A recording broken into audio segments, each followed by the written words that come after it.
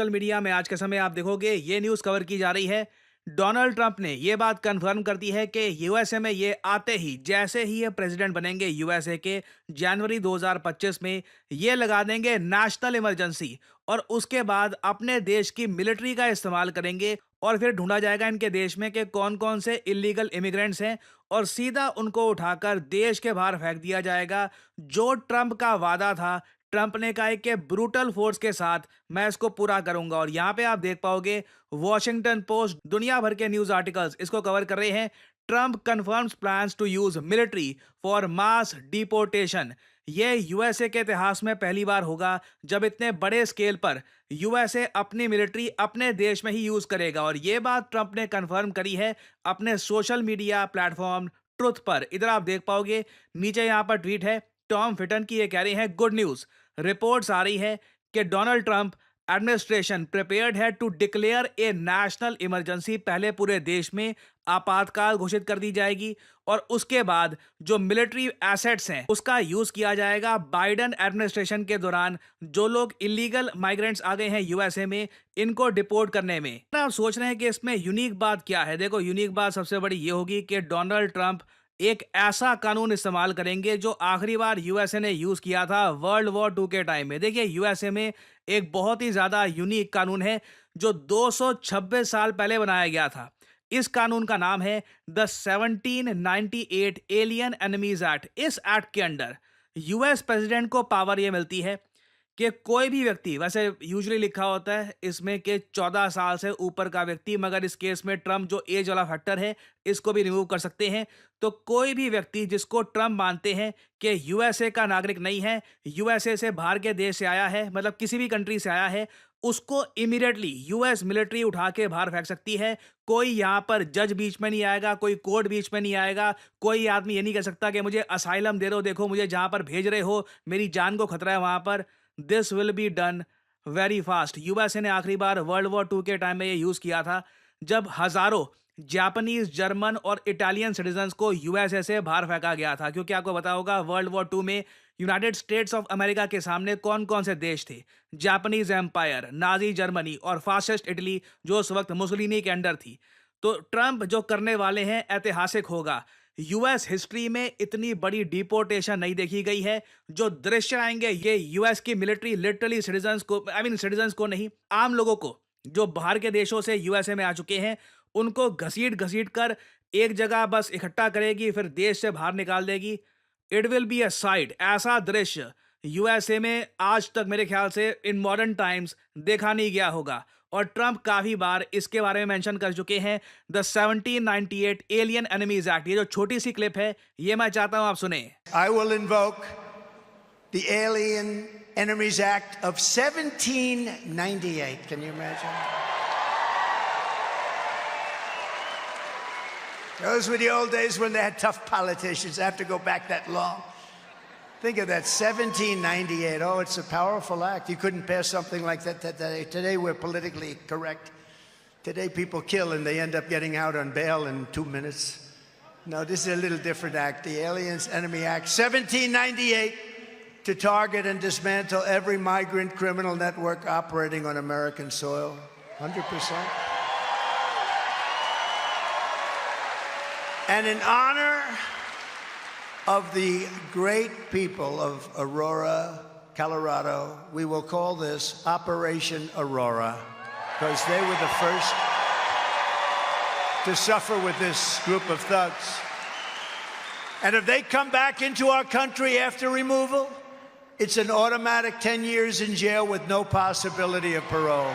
No possibility. तो आपने सुना ट्रंप बहुत ज्यादा एक्साइटेड है इसको लेकर। ट्रंप देखिए इस एक्ट का यूज जस्टिफाई ऐसे करेंगे कि यूएसए में क्राइम बहुत ज़्यादा बढ़ चुका है। ये जो बाहर के लोग यूएसए में आ चुके हैं, बहुत सारे लोग इनमें से क्रिमिनल लोग हैं जो यूएसए में क्राइम कर रहे हैं। कई यूएसए में दुखद केसेस आए हैं जहां पर बिल्कुल यंग एज की जो लड़कियां हैं वो कहीं पे बाहर घूम रही थी और ये इलीगल इमिग्रेंट्स आए और उनको मार दिया। बहुत ज़्यादा दुखद केसेस हैं ऐसे। तो ट्रंप का ये कहना है कि फाइनली ये सब रोकने के लिए ये 226 साल पुराना जो ये एक्ट है इसको यूज करने वाले हैं। और देखो ट्रंप की जो ये पॉलिसीज है ना, इसका इम्पैक्ट हम ओवरऑल रीजन पर भी देख रहे हैं। जस्टिन ट्रूडो जो ओवरऑल इमिग्रेशन को लेकर काफी, आप कह लीजिए, प्रोग्रेसिव थे, जो कहते थे कि बाहर के लोगों को आने दो कनाडा में चाहे जो भी हो। जस्टिन ट्रूडो ने भी रिसेंटली एक वीडियो अपलोड करी है जहां पर यह कहा है कि देखिए हमसे गलती हो गई, हमने भी बहुत ही ज्यादा लोगों को कनाडा में एंट्री दे दी। ये बात जस्टिन ट्रूडो इलेक्शन से पहले कह रहे हैं। और इसके साथ साथ इन्होंने ये भी ऐड किया कि अब 3-4 साल तक कनाडा में इमिग्रेशन ये बहुत ज़्यादा कम कर देंगे, बाहर के लोगों को कनाडा में नहीं लाया जाएगा। ये सब कनाडा में इसलिए किया जा रहा है ताकि ये लोग बैलेंस कर पाएं कि आखिर कनाडा में हो क्या रहा है। ये जो क्लिप है, कुछ सेकंड्स की क्लिप है, मैं चाहता हूं आप देखें। This is very important. Immigration. Let's talk about it. In the last 2 years, our population has grown really fast, like baby boom fast. And increasingly, bad actors like fake colleges and big chain corporations have been exploiting our immigration system for their own interests. So we're doing something major. We're reducing the numbers of immigrants that will come to Canada for the next 3 years. Today, I'm going to let you in on what happened, where we made some mistakes, and why we're taking this big turn. Now Trump जिस तरीके से election जीते हैं, जो इनको बहुमत मिला है, इससे पूरे नॉर्थ अमेरिका की जो पॉलिटिक्स है कंप्लीटली ट्रांसफॉर्म हो चुकी है। नाउ कनाडा यहाँ पर सिर्फ इलीगल इमिग्रेशन की बात नहीं कर रहा, आपने ध्यान से सुना होगा। जस्टिन ट्रूडो इमिग्रेशन की बात कर रहे हैं कि कल को मान लीजिए कि कोई स्टूडेंट है इंडिया में, वो चाहता है कि कनाडा में जाके वो पढ़े और उसके बाद इवेंचुअली वहाँ पर सेटल हो जाए। ये भी करना आने वाले 3 सालों में बहुत ही ज़्यादा मुश्किल हो जाएगा, ऑलमोस्ट हो ही नहीं पाएगा, क्योंकि कनाडा इमिग्रेशन ऑल टुगेदर, हर टाइप का इमिग्रेशन बहुत ज़्यादा कम कर देगा। और इसका इम्पैक्ट देखिए कहीं ना कहीं इंडिया पे होगा ही। हमारे देश से बहुत सारे जो मिलेनियर्स हैं, मिलेनियर्स आपको पता होगा, एक ऐसा आदमी जिसका नेटवर्थ एटलीस्ट 8.2 करोड़ रुपीस है, उससे ज़्यादा ही है, उसको हम कहते हैं एक मिलेनियर। भारत से हज़ारों की संख्या में मिलेनियर हर साल निकलते हैं। बहुत सारे लोग यहाँ पे कोशिश करते हैं कि ये यूएस कनाडा चले जाएं, तो यहाँ पर देखिए जाना काफ़ी मुश्किल हो जाएगा। मोस्ट प्रॉब्ली इंडिया के मिलेनियर्स कोशिश करेंगे कि या तो ये यहाँ पर वेस्ट एशिया या फिर यूरोप में जाए, या फिर हो सकता है कि आसियान कंट्रीज़ को भी एक्सप्लोर किया जाए। ऑल टुगेदर अभी ट्रम्प पावर में आए भी नहीं है, ये कुर्सी पे बैठे भी नहीं हैं, मगर ऑलरेडी ट्रम्प के आने से पहले ही इतना बड़ा इम्पैक्ट हम देख रहे हैं इमिग्रेशन पॉलिसीज़ का। तो आने वाले समय में देखिए बहुत ज़्यादा इंटरेस्टिंग सीन्स दिखेंगे फ्रॉम नॉर्थ अमेरिका। यूएसए से लाखों की संख्या में इलीगल इमिग्रेंट्स को निकाला जाएगा। हो सकता है कि लीगल इमिग्रेशन भी ये कम करे।